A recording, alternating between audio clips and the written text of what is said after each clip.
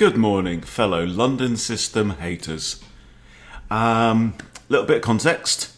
I'm looking at playing an Indian defence and going away from the Charlotte Gambit, which really just isn't working out for me too well right now and is likely to work less and less as we progress. So, Indian defences start generally from d4 and then knight f6. Now, so I still haven't made up my mind. Somebody said, well, why don't you focus on the Nimzo rather than the King's Indian? Now, I know the King's Indian has a reputation for being aggressive, which is where you fianchetto this bishop, right? Rather than playing e6 and bringing the bishop out here, as you might with the Nimzo Indian or the Bogo Indian, for example. So I haven't made up my mind yet, but I might go for the... I mean, my kind of reasoning was, I don't play a repertoire that involves a lot of fianchetto bishops, right? Now, I know it can be powerful, fianchetto one or two bishops, and they can sit there in their old sniper's nest, but it ain't really my style. My style is more using my bishops to pin, get them out into the board, you know, just enter the melee, right? So I'm maybe leaning towards the Nimzo Bogo lines. Anyway, so what about... So a lot of times you'll continue with like c4, knight c3, blah, blah, blah. But a lot of us face the London, right? Now, so I've done a bit of research, haven't I? Done a bit of research, a little bit of research, you know what I'm saying? I found a really, really juicy line. And I've got this. I'll show you what I've got. I've got this set to 1,000 to 2,000. So like the whole beginner through intermediate range on Lichess. But it works at every level. Now, so what I'm going to show you on here is... Now I've got 7 chapters here in my study, right? They're all pretty cool. So what I'm doing as well is I'm doing like the main line, which is all of White's most popular moves, right? And it's an absolute beauty. This called it the throat slasher, right? It's in honor of Sweeney Todd, obviously. So I'm going to call it the Sweeney Todd whatever variation against the London. And but this mainline throat slasher. So let me show you that. I'm not going to go through all the offshoots, but I've got, for example, if they play 3 c3, it's got a chapter. If they play 5 knight c3, it's got a chapter. So I'm literally saying this is the main line. But if it branches off, and I'm then marking them from that seems to make sense to me as a way to organise this. So it's a public study, come along, mess about with it, okay? But what I'm going to do now, so the thing is, when you see this, because all of these chapters are set to interactive lesson, what that means is when you come along to this, you're going to see it in preview mode, okay? Which is this, when you get Mr. Octopus is going to talk you through the moves. Now, so what I'm going to do, I'm switching between Danny Dyer and Michael Caine a little bit there. Anyway, so what I'm going to do, you've got to do it in Cockney, isn't it? We're talking about London, you know what I'm saying? Let me walk you through the throat slasher main line, because it's a beauty. Right, so we are Indian players, innit? We'll play knight to f6. Now, 2 bishop f4 is played 20% of the time at 1,000, 1,200. That's like reasonable beginner level on Lichess. And it gets less popular as you go on. Until you get up to 2,000, it's only played 12% of the time. That's still 1 in 8 games. You know, somebody comes out with the old London town. So, you're going to love this, right? Put down anything sharp that you may be holding. Okay. So we're going to start with the move c5. And this has a very good reputation as a London annoyer it's going to throw your London players right off their perches, like I've said here. And we're going to see white almost common moves from this point. Now, they're not going to take. They don't take very often. So the most likely thing is that they're going to defend. The most common move is pawn to e3. You might also see pawn to c3. And we have a sideline chapter for pawn to c3. However, the most common move is pawn to e3. And now we are going to break all the rules. But there's a very good reason for this. So what we're going to do is we're going to move a developed piece a second time right here on move 3. Okay, so we're going to play knight to d5. This guy's going to here. Why are we going to do that? Well, yes, it's breaking the rules, but it's kind of coming with tempo because we're going to be attacking this bishop here. Right, so when you think about it, white's not going to want to give up this bishop. It doesn't want to allow that, and then e takes the f4, capturing away from the center. Right, he doesn't want that at all. But we have just improved our knight by putting it in the center. This is the center, right? Now, almost all the time, 84% of the time, they will play this move. And what's happened there? Well, I'll tell you what's happened there. This bishop's just made itself worse, I think. So the bishop is now no longer on this kind of key diagonal.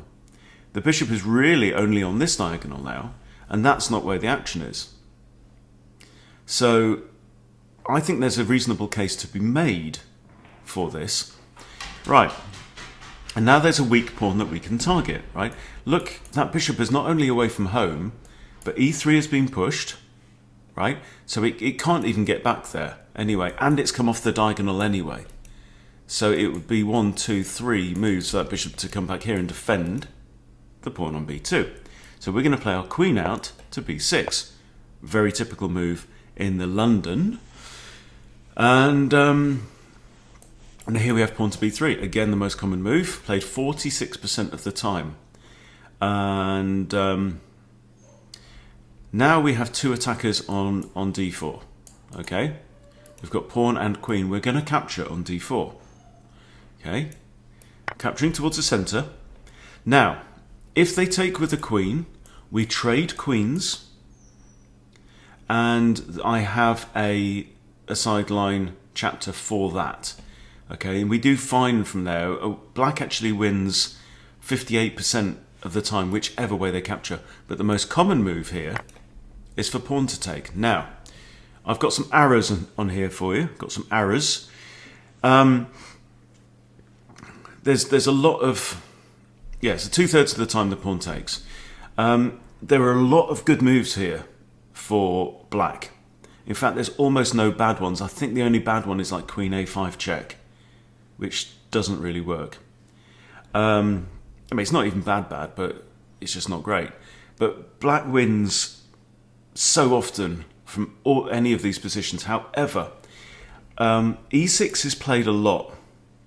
But I'm not a fan of e6, and the reason is, if you play e6, it's non-forcing, and the whole point about this line is that as you go through it, you'll see that we're kind of forcing white's hand on almost every turn. This is the point, and we're forcing white to make his position worse and worse and worse as it gets on, until we pretty much win in 11 moves, by the way.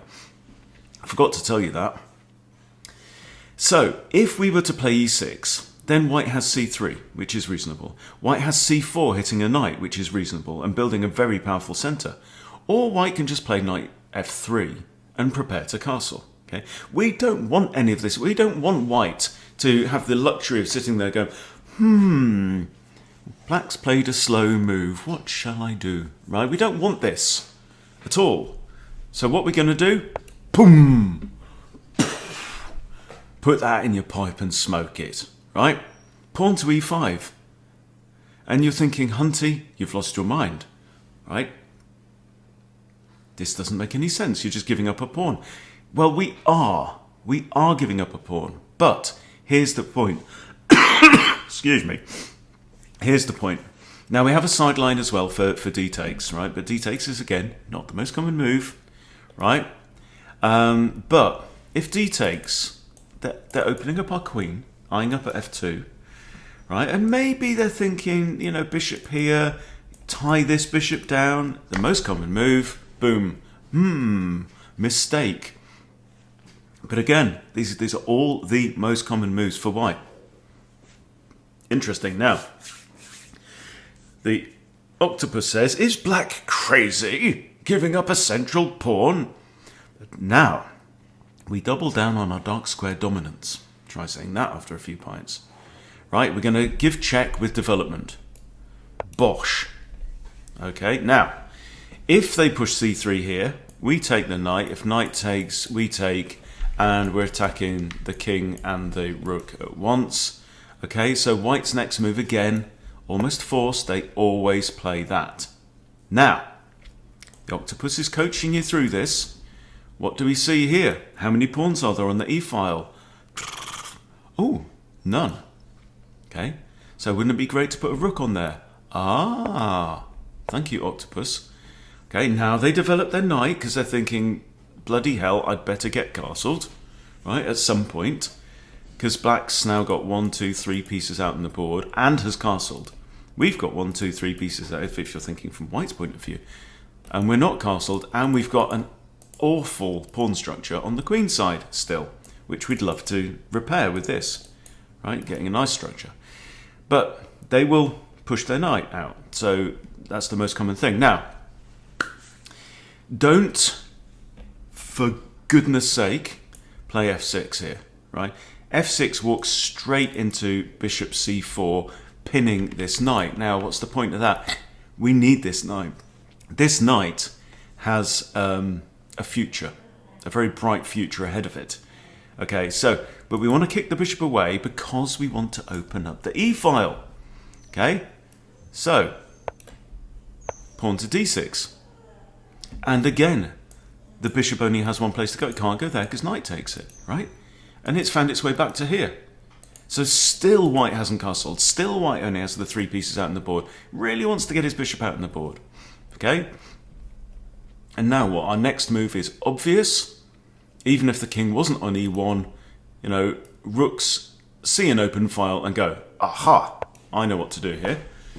Okay, now, bizarrely, Stockfish's recommendation there is queen e2. That shows you how bad this position is for your opponent, okay, already. So, the bishop has just blocked a check. Now, boys and girls, what do we know about when a piece blocks a check? If a piece blocks a check, it always pins itself. That's right, yeah? So the bishop is now pinned because white really wants to get castled, don't they? Right? They don't want to give up castling rights and stuff like that, so they do that. However, when there's a pinned piece, what do we always say to ourselves? Can we put pressure on the pinned piece? That's right, yes, can we put pressure? Knight c3 hits the queen, hits the bish, and it really is curtains now for white. Having played every most popular common move against the Sweeney Todd. The least bad move here is king f1, giving up the queen. But really, white is toast whichever way you go. Now, this exact position has only been reached twice in the 1000 to 2000 range on the whole Lichess Players database. Okay? But, and both times are from 2000 plus players. So if you're anywhere below that, right, then your opponents are, I mean, no one's seen this, right? It's been reached twice. And both times by 2000 plus. So let's say the queen goes here, right? Can we just take that? Bang.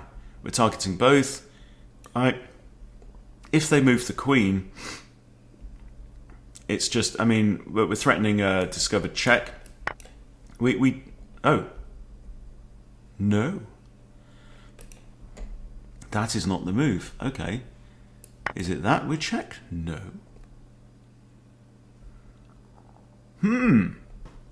I haven't even put a note for this one. Don't take the pawn. This discovery, no. Well, what is it then? Oh. I need to put a note for that one. And that's it. That is basically it. You don't even have to grab the queen. But isn't that a beautiful line? Okay. So help yourselves. It's a public study. Go through this main line. Go through it a few times, so that you remember it. And the next time that you are faced as an Indian player with bishop to f4, you need not fear, because you know exactly what to do. My fly has woken up. I need to leave you now. I'm going to kill him. Right, I'll see you later. Take care, guys.